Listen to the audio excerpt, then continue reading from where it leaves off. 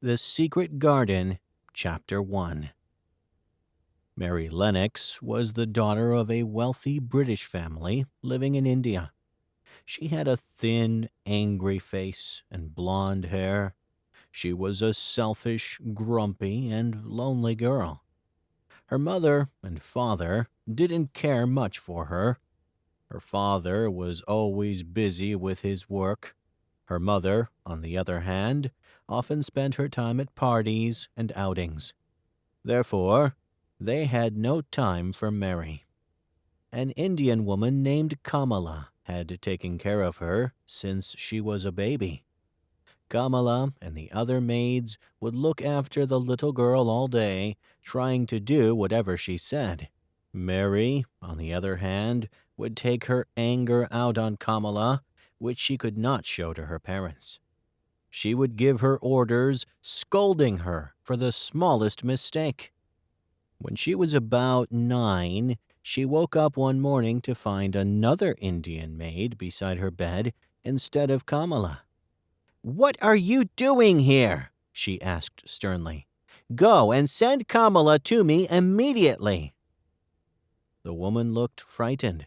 "Sorry, miss. Mary, she can't come," she said. Mary sat up nervously on the bed. "What do you mean she can't come? What's going on?" she said. The maid did not answer the girl's question.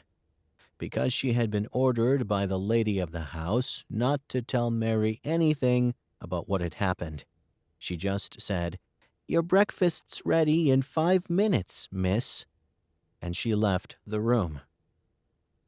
Mary wandered around the house a little after breakfast. Something strange was happening that day. Some of the maids were missing, and everyone looked scared and agitated. She was given evasive answers to her questions. Tired of the strange behavior of the maids, Mary went out into the garden. She wandered around and picked flowers. As she was about to enter the house, she saw her mother enter the garden with a young Englishman by her side. They were talking about something. She sneaked up to them so she could hear them. "Too bad, isn't it?" her mother asked the young man in a worried voice. "Too bad," said the man seriously. "People are dying like flies. It's too dangerous to stay in this town anymore. You must go to the hills where there is no disease." "I know. We must go at once."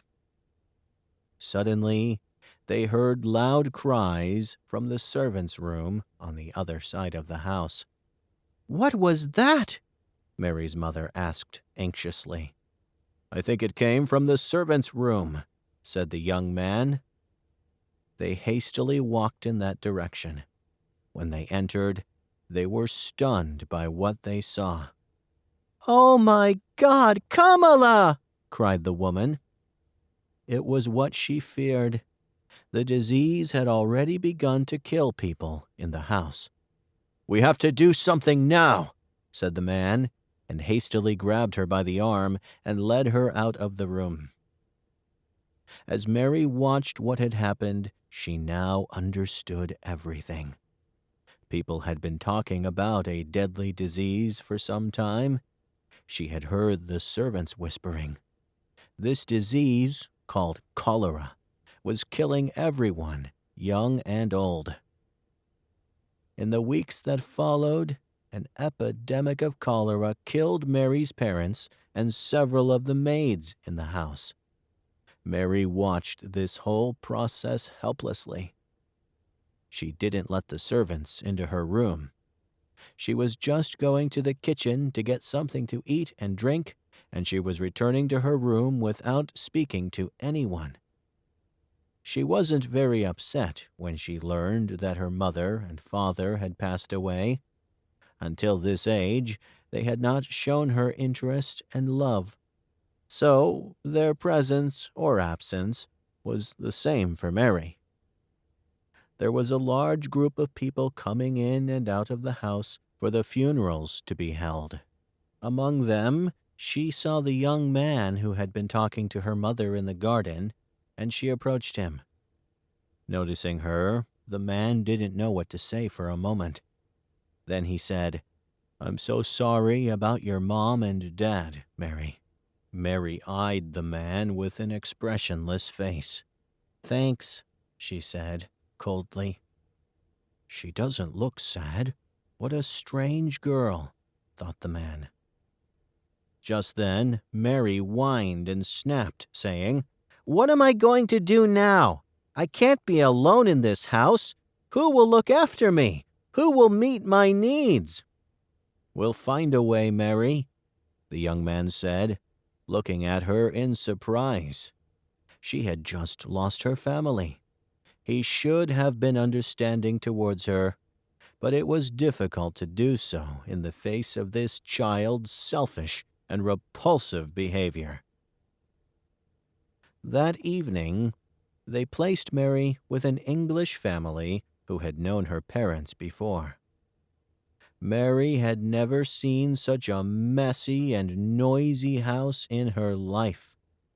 The children of the house were constantly running and shouting. There was nowhere in the house to sit quietly and calmly. That's why Mary was always running into the garden. She could stay there with herself and play. She liked to play her games alone because she hated the children of the house. One day, she was playing one of her favorite games, the game of gardening. She was playfully pruning the roses and mowing the lawn. Basil, one of the children of the house, saw her, went to her, and offered to play together. "Go away!" cried Mary. "I don't want to play with you!"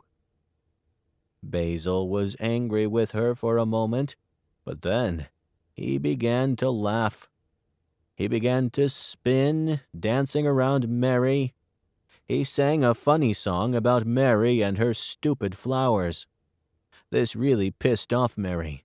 No one had ever laughed so cruelly at her before. "You're going to another house soon," Basil said, "and we're all so happy you're going." "I am happy too," replied Mary. Then, without turning to face him, "Where is this house?" she asked. "You're stupid if you don't know that," laughed Basil. "Of course, in England. You will live with your uncle, Mr. Archibald Craven." Mary said coldly, "I haven't seen him, but I know him. I overheard my mom and dad talking. He lives in a big, desolate old house and has no friends because he's so cranky. He's hunchbacked and ugly," Basil said. "I do not believe you!" cried Mary. She threw the flowers in her hand and ran towards the house. At dinner the next day, Basil's family announced to Mary that she would be living with her uncle in Yorkshire, in the north of England. Mary looked bored, but said nothing. After dinner, she went to her room and packed her suitcase. She was now ready to go to her new life. The Secret Garden, Chapter 2. After a long sea voyage, she was met in London by Mr. Craven's maid, Mrs. Medlock. Together they set out for the north by train. Mrs. Medlock was a large woman with a red face and bright black eyes. Mary didn't like her, but that wasn't surprising because she generally didn't like people. Mrs. Medlock didn't like Mary very much either. "What a grumpy girl," thought the woman, "but maybe I should have a little chat with her. I can tell you a little bit about your uncle, if you want," she said loudly. "He lives in a big old house, far from anywhere. There are about 100 rooms in the house, but most of them are closed and locked.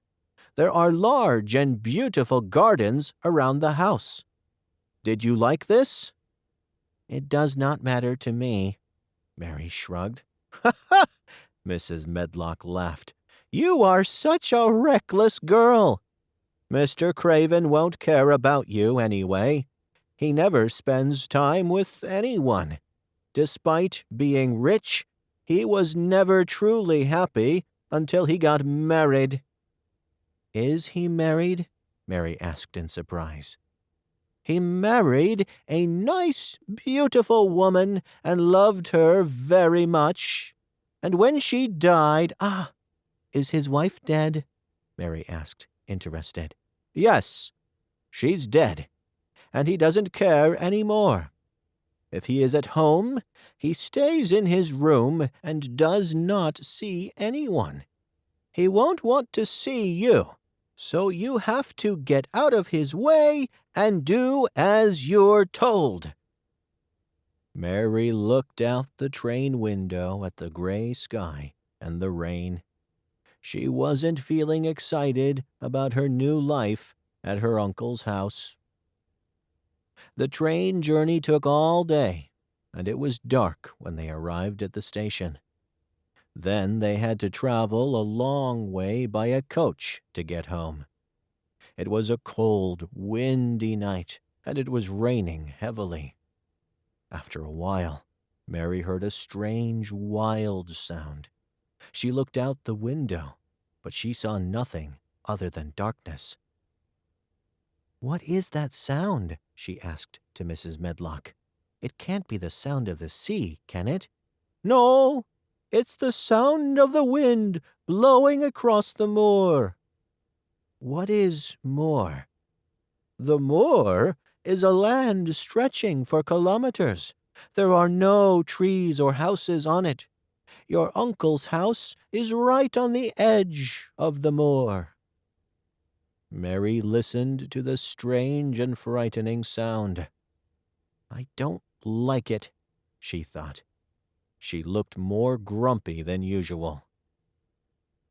They came to a very big old house. The house looked dark and unfriendly from the outside. Inside, Mary looked into the big, shadowy hall and felt so small and lost. They went straight up. Mary entered a room with a warm fire and food on the table. "This is your room," said Mrs. Medlock. "Go to bed after dinner. And remember, you should always stay in your room. Mr. Craven doesn't want you wandering around the house." The Secret Garden, Chapter 3. When Mary woke up the next morning, she saw a young maid cleaning the fireplace. With pictures of dogs, horses, and people on the walls, the room looked dark and rather strange. It wasn't a child's room. She couldn't see any trees or houses from the window, only the wild terrain that looked like a kind of purple sea. "Who are you?" she asked the maid coldly. "Martha, miss," the girl replied, smiling. "And what's that I see looking out the window?" "That's more," Martha smiled. "Do you like it?" "No," replied Mary immediately. "I hate it." "Because you don't know it yet. You will love it. I love it. It turns into a very beautiful place with flowers in spring and summer. It always smells so good. The air is very clean here, and the birds sing very well. I would never want to leave the moor." Mary muttered to herself, and then, "You're a strange maid," she said. "We don't talk to maids in India. We give orders, they obey, that's all." Martha didn't seem to mind Mary's moodiness. "I know I talk too much," she laughed. "Are you going to be my maid?" she asked. "Not really. I work for Mrs. Medlock. I will clean your room and bring you your food. But other than that, you won't need a maid anyway." "But who will dress me?" Martha stopped cleaning and looked at Mary. "Can't you wear your own clothes?" she asked. Mary was shocked. "What do you mean? I do not understand your language." "Oh, sorry, I forgot. We all speak the Yorkshire dialect here, but of course you can't speak it. I mean, can't you wear your own clothes?" "Of course not. My maid always dressed me." I think you should learn to dress yourself. My mother always said that people should be able to take care of themselves, even if they are rich and important." Little Miss Mary's face was red with anger. She started getting angry with Martha. "Where I come from, in India, everything is very different. You don't know anything about India, about maids, or anything. You! She couldn't explain what she meant. She suddenly felt very confused and alone. She threw herself on the bed and began to cry. "Don't cry like that," said Martha gently. "I am really sad. You are right. I don't know anything. Please don't cry, miss." Her voice sounded kind and friendly. Mary calmed down a bit, wiped her tears with her hand, and went to the window to admire the view of the moor. Martha continued talking as she tidied the room. "I have 8 brothers and sisters, you know. We don't have much money in our house, but even so, they all eat too much. My mother says it's the fresh air in the moor that makes them so hungry. My brother Dickon, for example, he always spends time in the moor. He is 12 years old and has a horse that he rides occasionally." "Where did he find it?" she asked. She had always wanted an animal of her own, and so she became interested in Dickon. "It's a wild horse, but Dickon tamed it. Animals love him. You must have your breakfast now, miss. It's on the table." "I don't want to," said Mary. "I am not hungry." "How come?" Martha wondered. "My brothers and sisters would eat all this in 5 minutes." "Why?" Mary asked coldly. "Because they don't get enough to eat, and they are always hungry. You are very lucky to be able to eat." Mary didn't say anything, but drank some tea and ate some bread. "I think you should now put on a coat and go out to play," said Martha. "Being in the fresh air will do you good." Mary looked out the window at the cold, gray sky. "Why would I go out on a day like this?" she asked. "Well, there's nothing to play inside, is there?" Mary realized that Martha was right. "But who will come with me?" she said. Martha looked at her. "Nobody? You will have to learn to play on your own. Dickon plays alone in the countryside for hours with wild birds, sheep, and other animals." She stopped for a moment and looked away. "Maybe I shouldn't tell you this, but one of the walled gardens is locked. No one's been in there for 10 years. It was Mrs. Craven's garden, and when she died suddenly, Mr. Craven locked the garden and buried the key somewhere. Anyway, I have to go now. I can hear Mrs. Medlock's bell ringing for me." The Secret Garden, Chapter 4. Mary went downstairs and wandered through the great empty gardens. Many of the fruit and vegetable gardens were surrounded by walls, but without locked gates. She saw an old man digging in one of the vegetable gardens. The man looked like a grumpy person, so she kept walking. "How ugly everything looks in winter," she thought.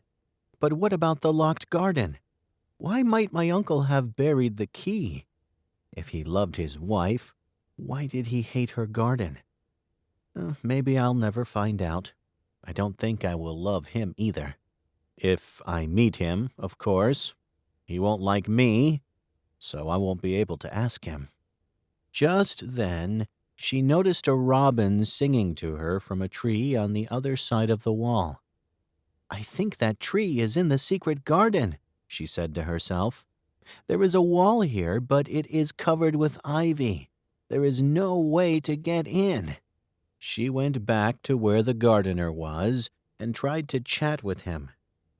The man at first replied gruffly, but then, suddenly the robin flew towards them, and the old man began to smile. He changed into a different person, and Mary thought about how beautiful people look when they smile. The gardener spoke kindly to the robin, and the lovely little bird landed beside them. "He's my friend," said the old man. "There are no other robins in the garden, so he's a bit lonely." He spoke with a strong Yorkshire accent, so Mary had to listen carefully to understand him. Mary looked at the bird sadly. "I am also lonely," she said. She hadn't noticed this before. "What is your name?" she asked the gardener. "I'm Ben Weatherstuff. I am also lonely. The robin is my only friend, you see." "I don't have any friends," Mary said. Yorkshire people always say what they think, and old Ben was a Yorkshire moorman. "We are alike, you and I," he said to Mary. "We're not that interesting, and we're both grumpy," he said, and laughed. No one had told Mary this before. Am I really grumpy? She wondered. Suddenly, the robin flew into a tree near Mary and began to sing to her. Ben laughed out loud. "Look," he said, "he wants to be your friend." "Oh, would you please be my friend?" she whispered to the robin. She spoke in a soft, calm voice, and old Ben looked at her in surprise. "You said that very well," he said. "You look like Dickon when you talk to animals in the field." "Do you know Dickon?" she asked. But just then, the robin flew away. "Oh, look, he flew into the garden with no door," said Mary. "Please, Ben, how can I get in there?" Ben stopped smiling and took his shovel. "You can't go in. No one can find the door. Now go and play, will you? I have to continue my work," he said, and walked away. He didn't even say goodbye. The Secret Garden, Chapter 5. Over the next few days, Mary spent almost all her time in the gardens. The fresh air from the moor made her hungry, and she became stronger and healthier. One day she noticed the robin again. He was singing to her on top of a wall. "Good morning! Isn't it a beautiful day? Come this way!" he seemed to say. He was bouncing along the wall alongside Mary. Mary noticed his dancing and started laughing. "I know the secret garden is on the other side of this wall," she thought excitedly. "And the robin lives there too. But where is the door?" That evening, she asked Martha to stay after dinner and talk to her by the fire. They could hear the wind blowing around the old house, but the room was warm and comfortable. Mary had only one idea in her mind. "Tell me about the secret garden," she said. "Well, okay, but we're not supposed to talk about it, you know. It was Mrs. Craven's favorite garden. She and Mr. Craven tended the garden themselves. They spent hours there reading. They were very happy. They were using the branch of an old tree as a seat. But one day, while they were sitting on the branch broke and they fell to the ground. Mrs. Craven fell on her head and unfortunately died the next day.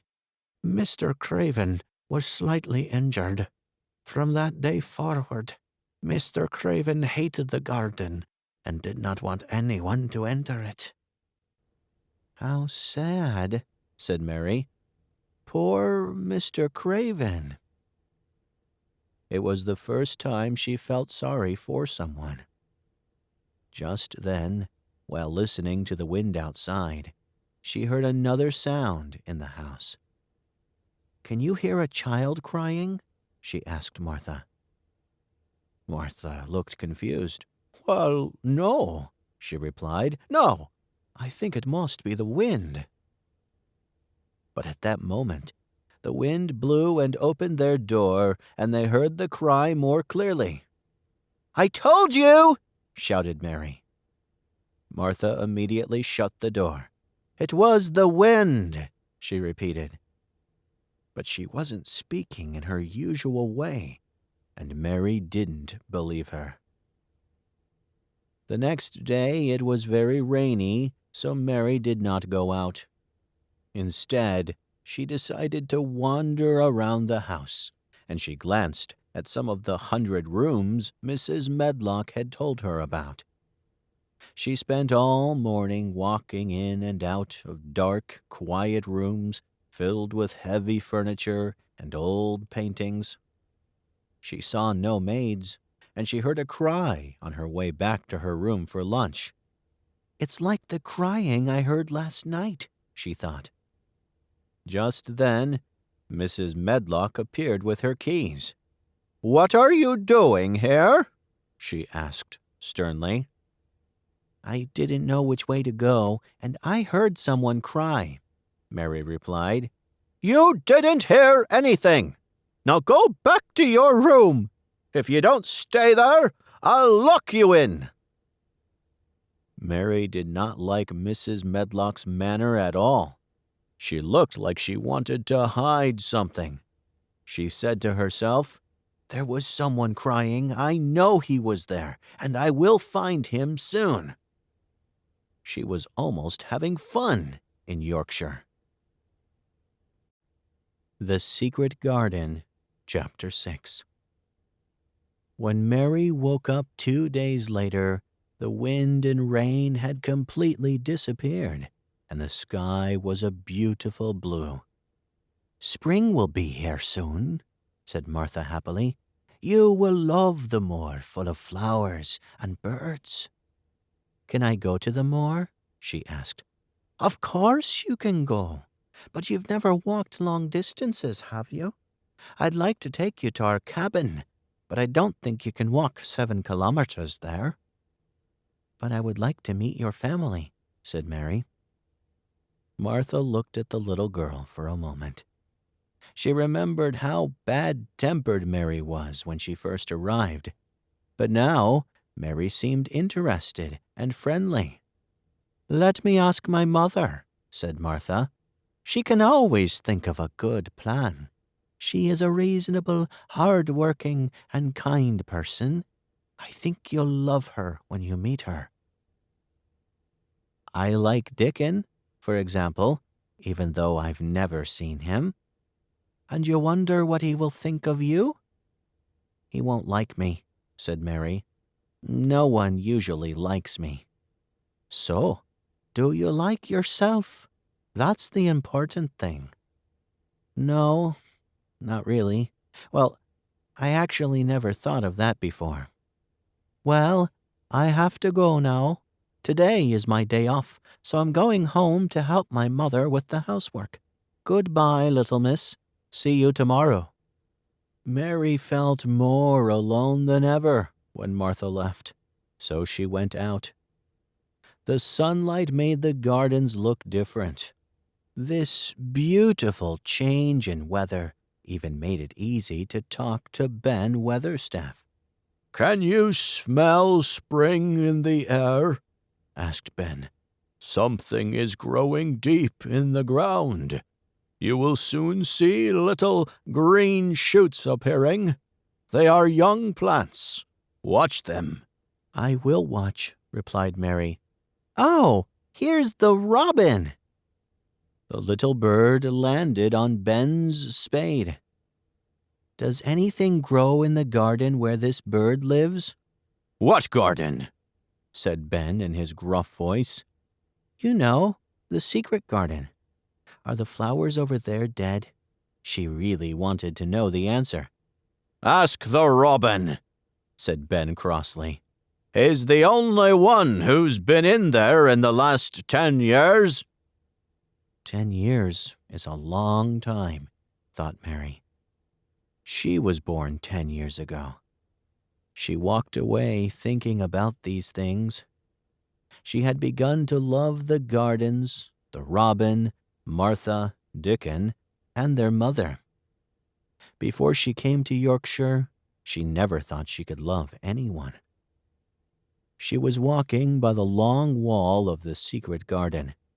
She suddenly realized that the robin was following her. She was very pleased and excited about it. "You love me, don't you? I love you too." As he jumped beside her, Mary jumped and sang to show him that she was his friend. Just then, she stopped next to a hole a dog had dug. When Mary looked into the hole, she noticed something partially buried there. She put her hand in and pulled it out. It was an old key. "Maybe it's been buried for 10 years, she whispered to herself. "Maybe this is the key to the secret garden." She thought long and hard. How nice it would be to find the garden and see what had happened to it over the past 10 years. She could play in it alone, and no one would know she was there. She put the key in her pocket. The Secret Garden, Chapter 7. The next morning, Martha returned to the mansion and told Mary about the day she had spent with her family. "I had a good time. I helped my mother with the laundry and kitchen chores. I told the kids about you, too. They want to know your servants, the ship that brought you to England, and everything." "I can tell you a little more next time," said Mary. "They want to hear my stories of riding elephants and camels, right?" "Oh, of course. You are very kind. Look, my mother sent you a gift." "A gift?" Mary repeated. How could a family of 10 starving people give someone a gift? "My mom bought it from a man who came to the door to sell something. She said to me, 'Martha, you brought me all your paycheck and we need it too, but I'm going to get something for that lonely girl at the mansion. Look, here it is.'" It was a skipping rope. Mary looked at it. "What is this?" she asked. "Don't they skip rope in India? Look, this is how you use it. Just watch me." Martha took the rope and ran to the center of the room. She counted to 100 as she skipped. "It looks very nice," said Mary. "Your mother is very kind. Do you think I can ever skip like that too?" "Try it," said Martha. "My mother says it will make you strong and healthy. You should go out in the fresh air and skip rope." Mary put on her coat and took the rope. As she opened the door, something occurred to her, and she turned around. "Martha, actually, it was bought with your money. Thanks," she said. She usually never thanked people, and she didn't know how to do it. So she held out her hand and shook Martha's hand. She had seen grown-ups do that. Martha laughed and said, "You're a strange child. Now go and play." Skipping was great. Mary jumped and counted until her face was red. She was having more fun than ever before. She jumped rope through the gardens until she found Ben Weatherstaff, who was digging in the garden and talking to his robin. She wanted them both to see her skip. "Very nice," said Ben. "You look good and healthy today. Keep skipping. That's good for you." Mary skipped up to the wall of the secret garden. The robin had followed her, too. Mary was overjoyed. "Yesterday you showed me where the key was," she laughed. "The key is in my pocket, so you have to show me the door today." The robin landed on an old ivy on the wall and sang its most beautiful song. Suddenly, the wind moved the plant, and Mary saw something under the dark green leaves. The thick, heavy plant was covering a door. Mary's heart was beating fast, and her hands were shaking as she pushed through the leaves and found the keyhole. She took the key from her pocket and inserted it into the hole. Using both hands, she managed to open the door. Then she turned to see if anyone had seen her. But no one was there, so she slowly pushed the door open for the first time in 10 years. She hurried in and closed the door behind her. Finally, she was in the secret garden. The Secret Garden, Chapter 8. It was the most beautiful, most exciting place she had ever seen. There were old rose trees everywhere, and the walls were covered with ivy roses. She looked carefully at the gray branches. Were the roses alive? Ben would know for sure. She hoped they weren't all dead. She was in a world of her own in that wonderful garden. The garden looked very strange and quiet, but Mary never felt alone. Then she noticed small green shoots rising from the grass. So, after all, something was growing in the garden. She decided that these plants that were trying to grow needed more air and light, and she began to pull the thick grass around them. She spent 2 or 3 hours clearing the ground and had to take off her coat because she was sweating so much. The robin was jumping around, glad to see someone gardening in that garden. She had almost forgotten her lunch and was very hungry when she got back to her room. She ate twice as much as usual. "Martha," she said as she ate, "I was thinking, I don't have much to do in this big, lonely house. Do you think I can make my own garden if I get a shovel?" "That's what my mother said," Martha replied. "I'm sure you'll enjoy digging up the garden and watching the plants grow. If you wish, Dickon can find you a shovel and bring you some seed." "Thank you so much, Martha. There's some money that Mrs. Medlock gave me. Would you ask Dickon to buy these for me?" "Certainly. Dickon can even bring them to you himself." "Yes, so I'll finally see him." Mary looked very excited. Then she remembered something. "I heard that cry again in the house, Martha. There was no wind this time. I've heard it 3 times. Who is that?" Martha looked uncomfortable. "You shouldn't be walking around the house, you know. Mr. Craven doesn't like it. Now, I have to go down and help the others. See you at tea time." As the door closed behind Martha, Mary thought to herself, "This really is the strangest house I've ever seen." Mary spent almost a week in the secret garden. Every day she found new shoots emerging from the ground. Soon there would be flowers everywhere, thousands more. It was an exciting game for her. No one knew where she was when she was inside those beautiful old walls. During that week, she became more intimate with Ben, who often worked the land in one of the vegetable gardens. One day she asked him, "What are your favorite flowers, Ben?" "Roses. I was working for a young lady who loved roses. But that was 10 years ago, and that woman is no longer alive. It was a sad event." "And what happened to the roses?" she asked.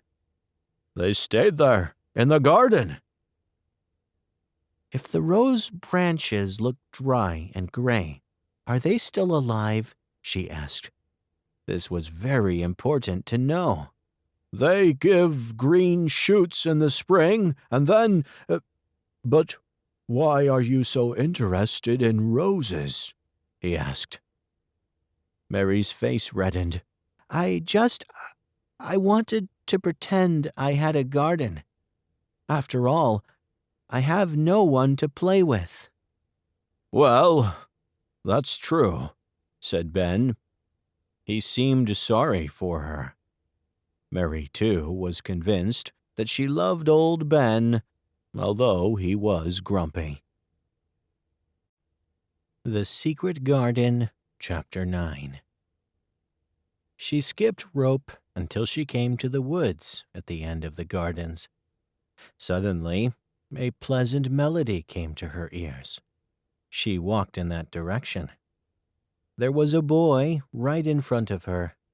He was sitting under a tree, blowing a wooden pipe.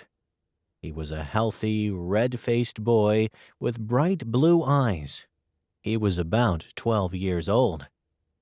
There was a squirrel and a crow in the tree. Next to it were 2 rabbits sitting on the grass. "They are listening to music," thought Mary. "I must not scare them." She stood very still. When the boy noticed her, he stopped playing. As if he had read her thoughts, "That's true," he said. "Animals don't like sudden movements. I'm Dickon, and you must be Mary. I brought you a shovel and some seeds." He spoke in a friendly and sincere manner. Mary immediately liked him. As they looked at the seed packets together, the robin landed on a branch near them. Dickon listened carefully to the robin's song. "He says he is your friend," he said to Mary. "Really? Can you understand everything the birds say?" "I think I understand, and they think I understand too. I lived with them in the moor for a long time. Sometimes I think I am a bird or some other animal, not a human." His smile was the widest smile Mary had ever seen in her life. He told her how to plant seeds. He then said, "I can help you plant them. Where is your garden?" Mary's face turned red, and she felt sweaty. She had never thought of this possibility. What would she say? "Can you keep a secret? This is a big secret. If anyone discovers this, I will be ruined. I keep the secrets of all the moor birds and animals of the moor. So I can keep yours too," he replied. "I stole a garden," she said very quickly. "No one goes there because my uncle forbade it. Nobody cares about the garden, and they let it die, and I love it there," she said, and she threw her arms over her face and began to cry silently. "Don't cry," Dickon said gently. "Where is this garden?" "Come with me, I'll show you," said Mary. They went to the secret garden and went inside together. Dickon walked around looking at everything. "Martha told me about this place, but I never thought I would see it," he said. "This place is amazing." "What about the roses?" Mary asked anxiously. Are they still alive? What do you think? Look at those shoots on the branches. Most are alive. He took out his knife and began to cut some of the dead parts from the rosewood. Mary also told him about the work she was doing in the garden, and they talked while he cut and cleaned. "Dickon," said Mary suddenly, "I like you. I never thought I would like a total of 5 people in my life." "Only 5," laughed Dickon. "He looks funny when he laughs," thought Mary. "Yes, your mother, Martha, the robin, the gardener, and you." Then she asked him a question in Yorkshire dialect, because that was his language. "Do you like me too?" she had asked. "Of course, I liked you a lot," replied Dickon, with a big smile on his round face. Mary had never been this happy. When she was back home for lunch, she told Martha about Dickon's visit. "I have news for you," Martha said. "Mr. Craven has come home and wants to see you. Tomorrow he will go abroad again for a few months." "Yes," said Mary. That was good news. She could spend the whole summer in the secret garden before he came back. But she had to be careful. No one should ever discover her secret. Just then, Mrs. Medlock arrived in her black dress to take Mary to Mr. Craven's room. Mary's uncle had gray hair and broad shoulders. He was slightly hunched over. His face was not ugly, but very sad. He watched Mary anxiously as they spoke. Maybe he was thinking of other things at the time. He looked at the weak girl. "Are you okay?" he asked. Mary tried to keep her voice calm as she answered, "I am getting stronger and getting healthier," she said. "How do you spend your time in this big, empty house?" I usually play outside. I enjoy it." "Yes, Martha's mother, Susan Sowerby, spoke to me the other day. She's a sensible woman, and she said you need fresh air. But where are you playing?" "Everywhere. I just skip rope and run and look for green shoots. I wouldn't hurt anything." "Don't be so afraid. Of course, a child like you can't hurt anything. You can play wherever you want. Is there anything you want from me?" Mary took a step closer to him, and her voice trembled a little as she spoke. Can I have a garden?" Mr. Craven looked very surprised. "To plant seeds inside, to bring them back to life," Mary continued boldly. "It was very hot in India, so I was always sick and tired there. But here it is different. I love the garden." Her uncle looked kindly at Mary. "I once knew someone like you who loved growing things. Yes, my child, you can use as much of the garden as you want," he said, and smiled gently at her. "Now, could you leave me alone, please? I am very tired." Mary ran cheerfully back to her room. "Martha," she cried, "Mr. Craven is a very nice man, but he seems very unhappy. He said I could have my own garden." She planned to work in the garden with Dickon every day to beautify the garden for the summer. The Secret Garden, Chapter 10. In the middle of the night, Mary woke up. The heavy rain had begun to fall again, and the wind was blowing fiercely around the walls of the old house. She heard that cry again. This time, she decided to find out who that was. She left her room and turned corners in the dark, went through doors, up and down stairs and followed the sound of crying to the other side of the big house. She finally found the right room. She pushed the door open and went inside. It was a large room filled with beautiful old furniture and paintings. In the large bed was a weak, white, tearful-looking boy who looked tired and moody. He looked at Mary. "Who are you?" he whispered. "Are you a dream?" "No, I am not. I am Mary Lennox. Mr. Craven is my uncle." "That's my father," said the boy. "I'm Colin Craven." "No one told me he had a son," said Mary, very surprised. "No one told me you lived here either. I'm sick, you see. I don't want people to see me and talk about me. If I live, I may be humped like my father, but I'll probably die anyway."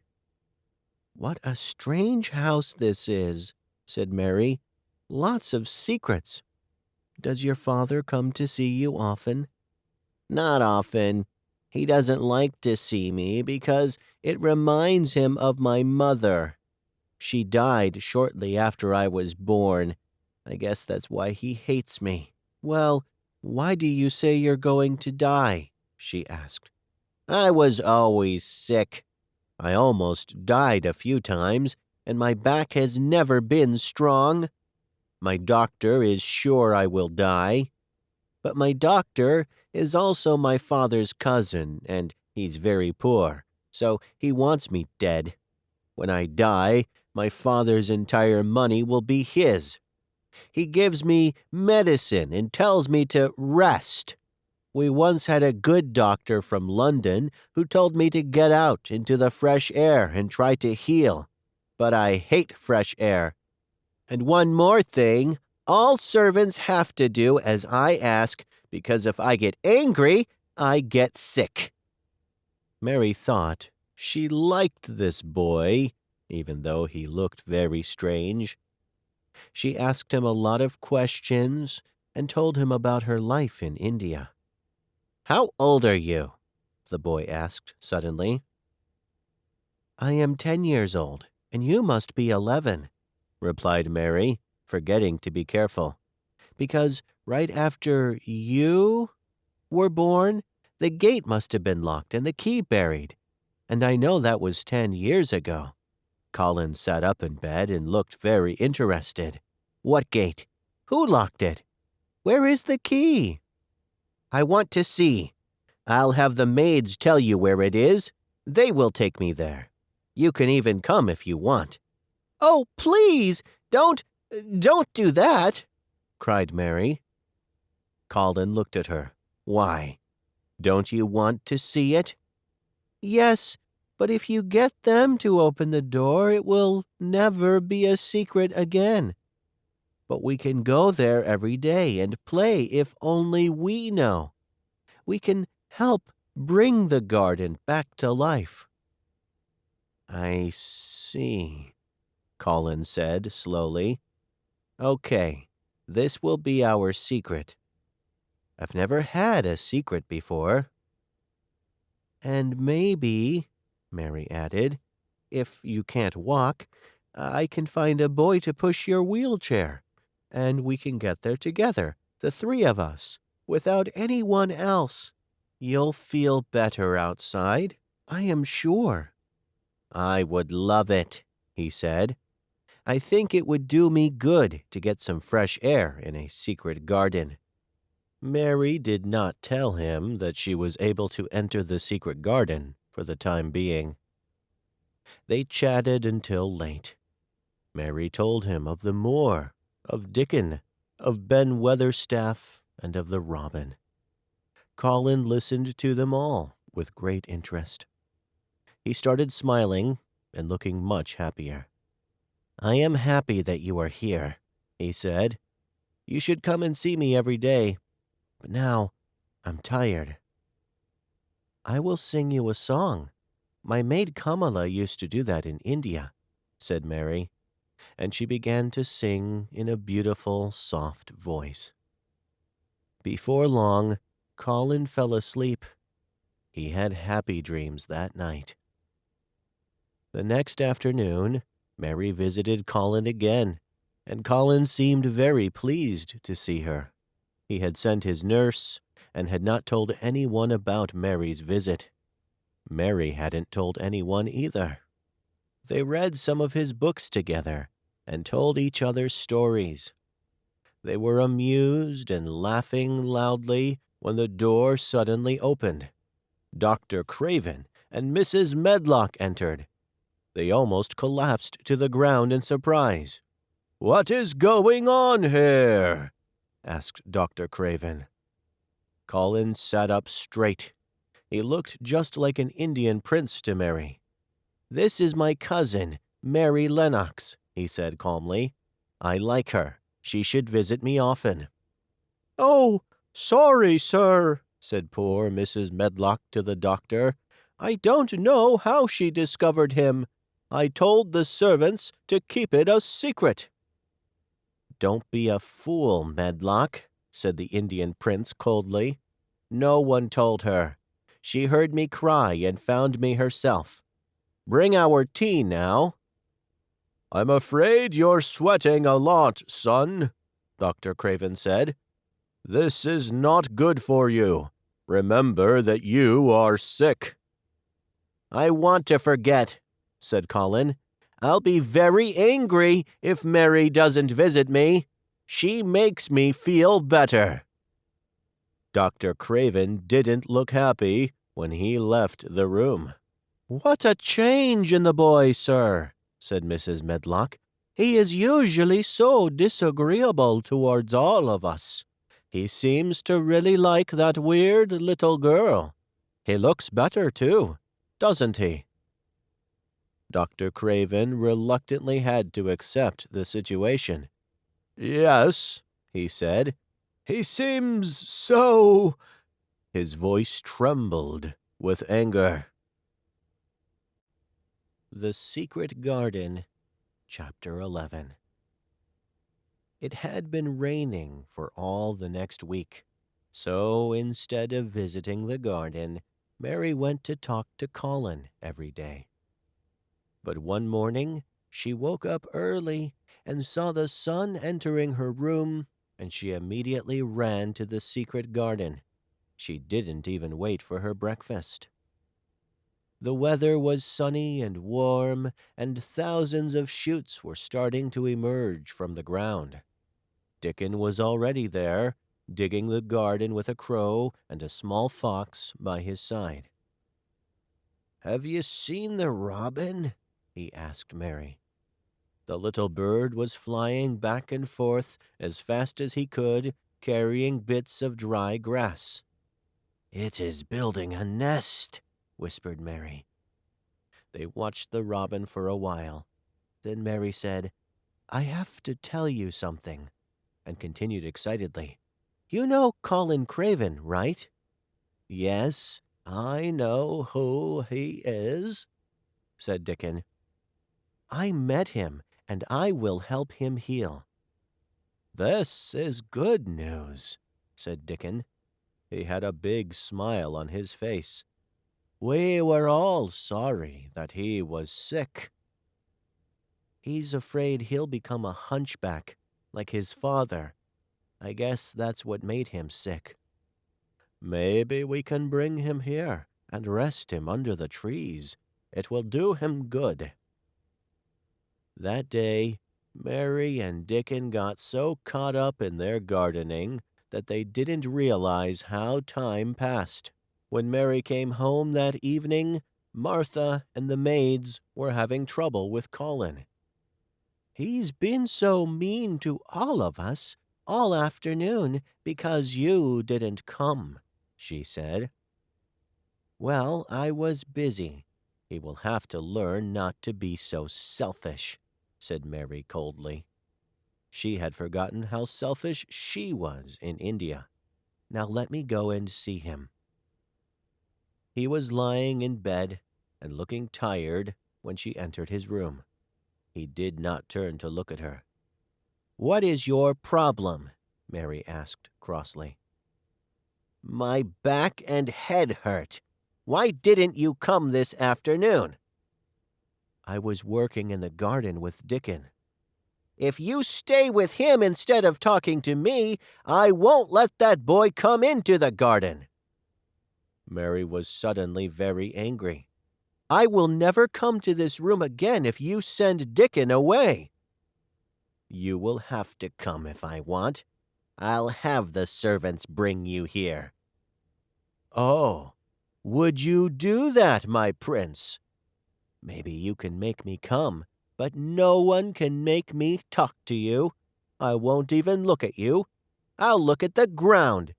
"You selfish girl!" cried Colin. "You are more selfish than me. You are the most selfish boy I have ever known." "I am not as selfish as your kind Dickon. He invites you to play outside even though he knows I am sick and alone." Mary had never been so angry. "Dickon is better than any other boy in the world. He is like an angel." "An angel! Don't make me laugh. He's just a poor country boy with holes in his shoes." "He is 1,000 times better than you." Colin had never had an argument with anyone like himself, and it was actually good for him. But now he was starting to feel sorry for himself. "I'm always sick," he said, and started to cry. "I'm sure my back is hunched, too, and I will die soon." "No, you will not die," said Mary sternly. Colin opened his eyes wide. No one had ever told him that before. He was angry, but also somewhat pleased. "What do you mean?" "You know I'm going to die. Everyone says I'm going to die." "I don't believe this," said Mary. "You're just saying that to get people to feel sorry for you." Colin forgot about his aching back and sat up in bed. "Get out of the room immediately!" he shouted, and threw a book at her. "I'm going," cried Mary in reply, "and I won't be back." The door slammed shut behind her. When she reached her own room, she had decided never to tell him her big secret. He can stay in his room and die if he wants, she thought. But she soon began to remember how sick he was, how scared he was, afraid that one day his back would be as hunched as his father's. Maybe I'll come back tomorrow and see him, she thought. The Secret Garden, Chapter 12. That night she awoke to the most terrifying screams she had ever heard. Servants were opening and closing doors and running around. "This Colin," thought Mary. "He will keep screaming until he makes himself really sick. How selfish! Someone has to stop him." Just then, Martha rushed into the room. "We don't know what to do," she cried hastily. "He likes you. Come and see if you can calm him down, please."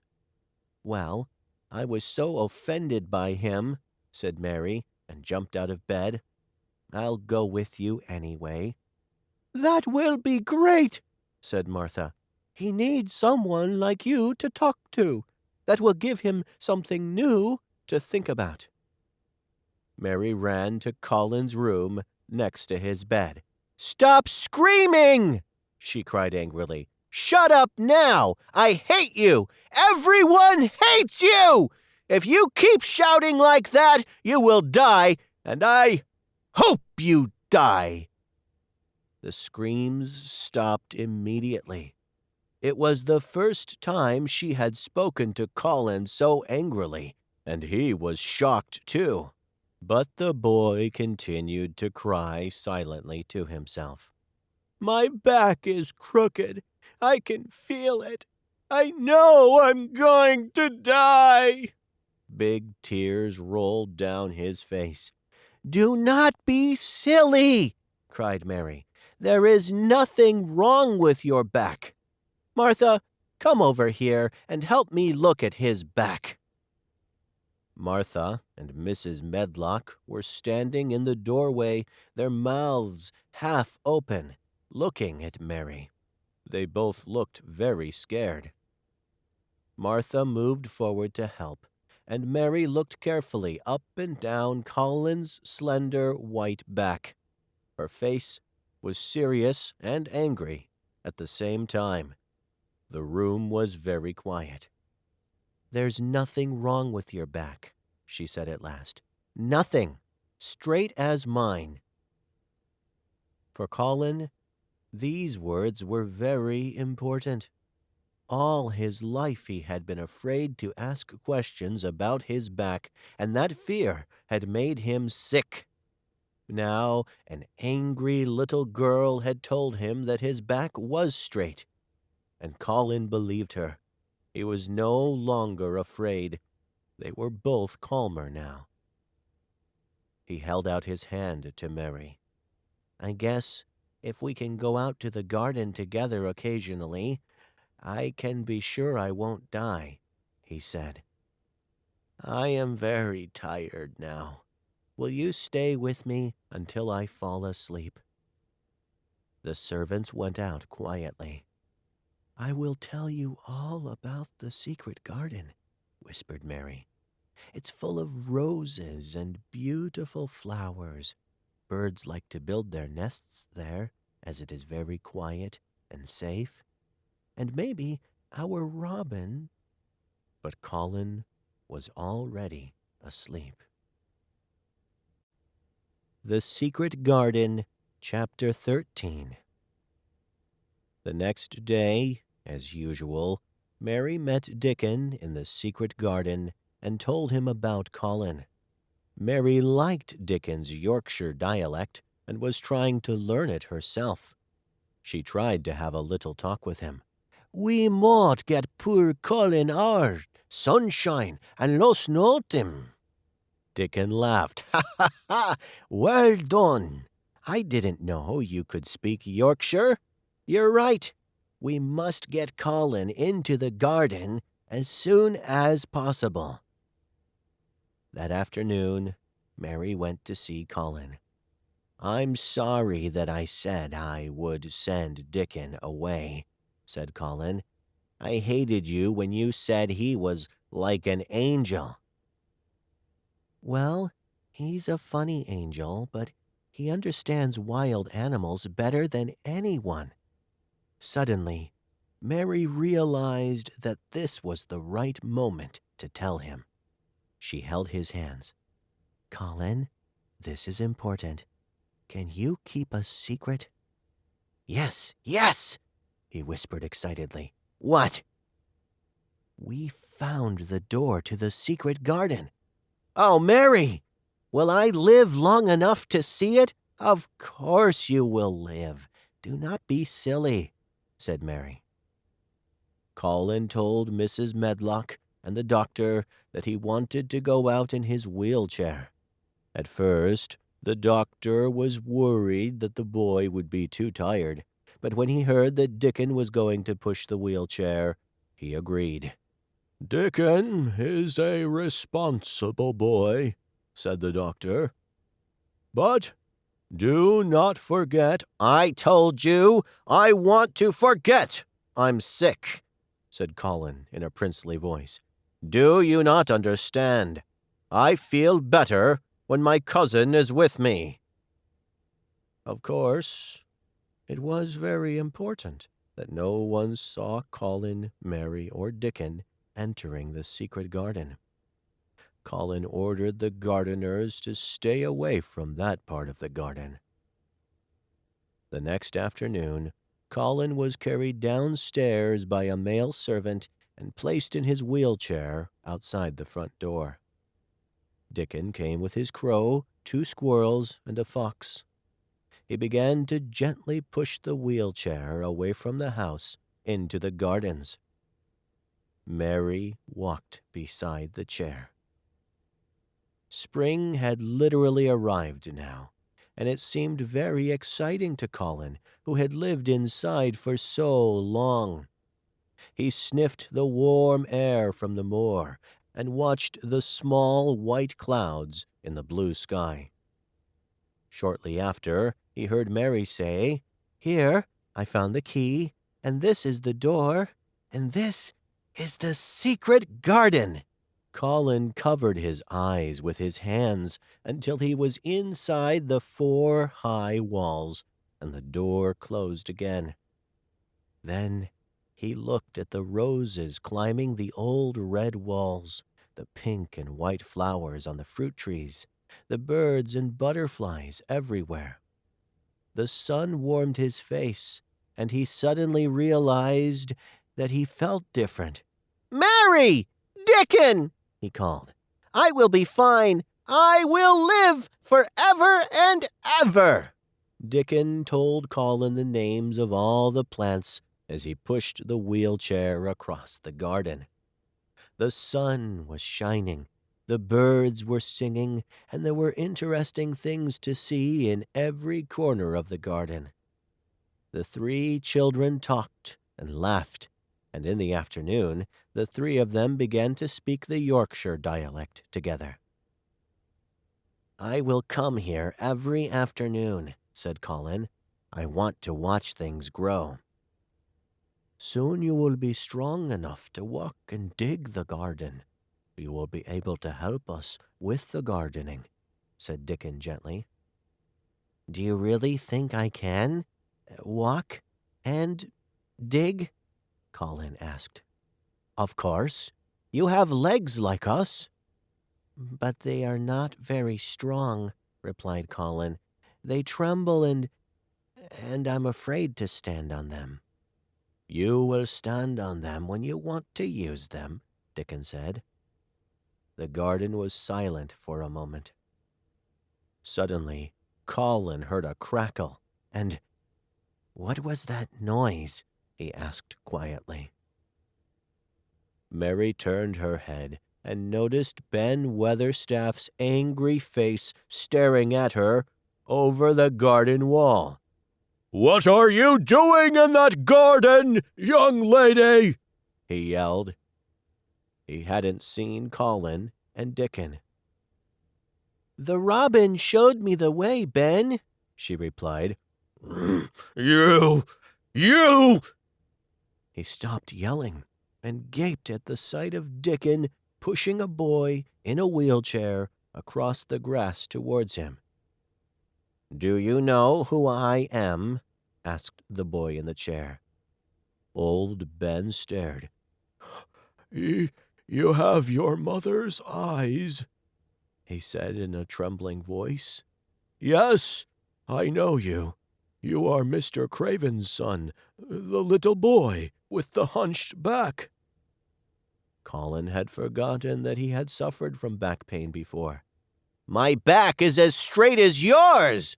he yelled. Ben couldn't find anything to say. He only knew what he had heard from the servants. "Isn't your back crooked?" he asked.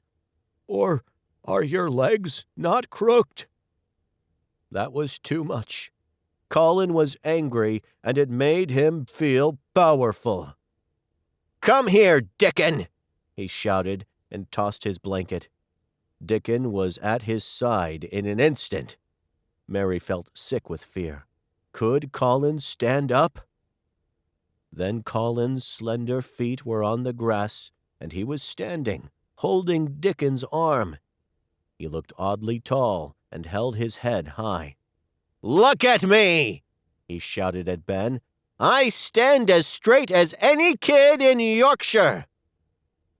Tears welled up in Ben's brown eyes. "They said You were going to die, he whispered. You see, that's not true, said Colin. Now get off the wall and come here. I want to speak to you. You must help us keep the garden a secret. Of course, sir, said old Ben, drying his eyes. It was the first of many beautiful afternoons to be had in the secret garden. He was brought there almost daily by Colin, Dickon, and Mary, and he saw all the changes that occurred there in spring and early summer. Ben Weatherstaff joined them as often as he could. The Secret Garden, Chapter 14. One day Colin spoke to them all. Listen, guys. I guess there is something like magic that grows gardens and makes things happen. Maybe, if I believe, magic will make me stronger too. Let's all form a circle and wish the magic to work. Dickon, his crow, his fox, and the 2 squirrels sat in a circle on the grass with Mary, Colin, and Ben. Colin repeated these words several times. The sun is shining. That's the magic. Being strong, believing. That's the magic. Magic, help me! Magic, help me! Finally, Colin stopped. I'm going to walk around the garden now, he said, and took Dickon's arm. He walked slowly from one wall to the other, then followed Mary and Ben. And when he walked all the way, You see, he said, I can walk now! The magic worked! This is great, cried Mary. When your father sees you, he will think he is dreaming. I won't tell him yet. I will keep this a secret from everyone. Until I am as healthy as the other children, I will come to the garden and walk and run a little more each day.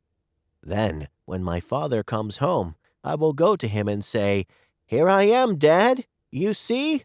I will not die. Dickon explained the situation to his mother one evening while digging the garden of the cottage. His mother was also very happy about this, and said that one day she would come to the garden and bring them fresh milk and freshly baked bread. One afternoon, while they were all working in the garden, the door opened, and Mrs. Sowerby entered quietly. This is my mother! Dickon shouted and ran towards her. I told her where the door was because I knew she would keep our secret. Colin held out his hand to her. I've wanted to see you for a long time, he said. My dear son, replied Susan Sowerby, you look so much like your mother. Do you think this will make my father love me? Colin asked. I'm sure it will, she replied warmly. Your father must come home and see you. See how healthy the child is, Susan? Asked old Ben. Look how strong and straight his legs are now. Yes, she laughed. Playing outside, working and eating Yorkshire food has made him strong. And of course, we must count Miss Mary, she said, turning to Mary. Mrs. Medlock heard that your mother was a beautiful woman. I'm sure you'll be as beautiful as she soon, Mary. Thank you. You're so kind, said Mary. Mrs. Sowerby sat on the grass and, for a while, talked and laughed with the children in the quiet, sunny garden. As she stood up to leave, Colin suddenly put out a hand to her. I wish you were my mother, he whispered. Mrs. Sowerby threw her arms around him and embraced him. My dear son, you are as close to your mother as you can get. here in her garden. Your father will be back soon, too," she said. The Secret Garden, Chapter 15. A broad-shouldered man was traveling through the most beautiful places in Europe as the secret garden was reviving. For 10 years he lived this lonely life, full of sadness in his heart and dark dreams in his head. He carried his unhappiness with him like a dark cloud wherever he went. Other travelers thought he was half-mad or a man who could not forget a terrible crime he had committed. The man's name was Archibald Craven. But one day, sitting by a stream, he looked intently at a flower and realized, for the first time in 10 years, how beautiful a living thing can be. The valley seemed very quiet as he sat there looking around. He felt strangely at peace. "What's going on with me?" he thought. "I feel different.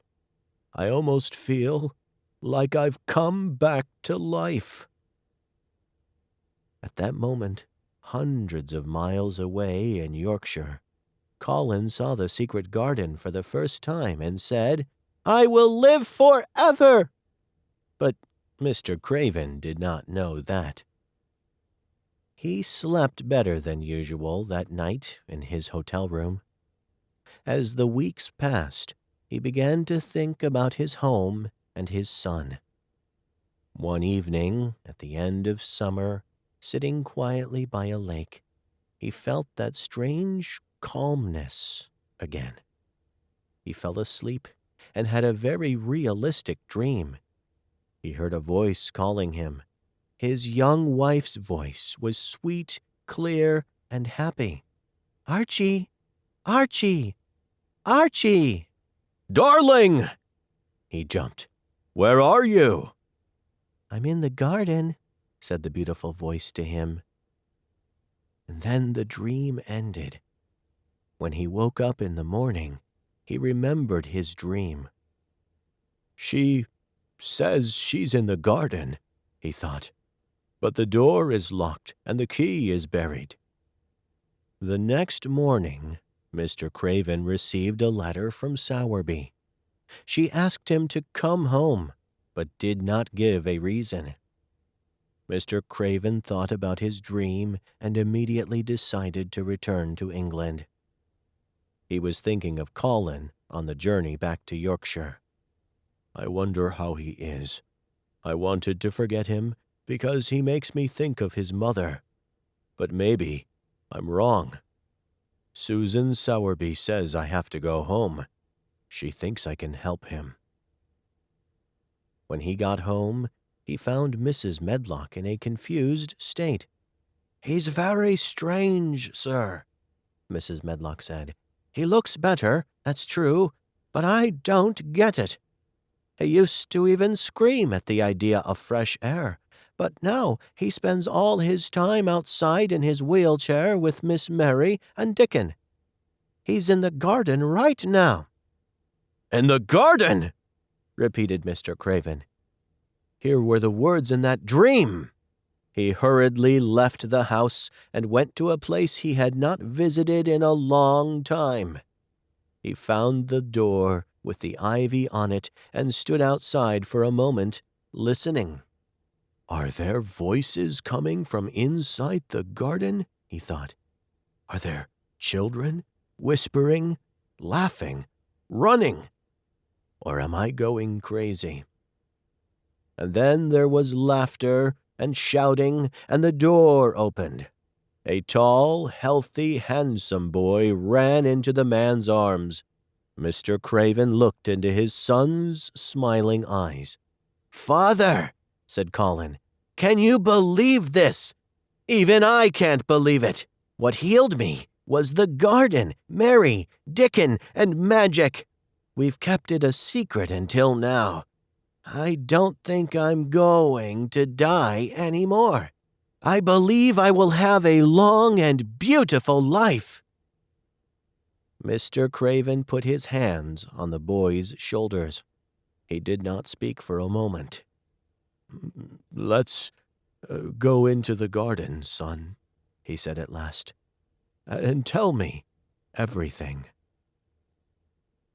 In the secret garden, where the roses were at their best and butterflies were flying from flower to flower in the summer sun, they told Colin's father their story. Sometimes he laughed, sometimes he cried, but most of the time he just stared. He looked in disbelief at the handsome face of his son, whom he had almost forgotten. Then they all walked back home. And so, that afternoon, Mrs. Medlock, Martha, and the other maids got the biggest shock of their lives. Mr. Craven was coming home from the gardens, and he looked happier than they had ever seen. And beside him was a young boy walking with his shoulders straight, his head held high, and a smile on his lips. The end.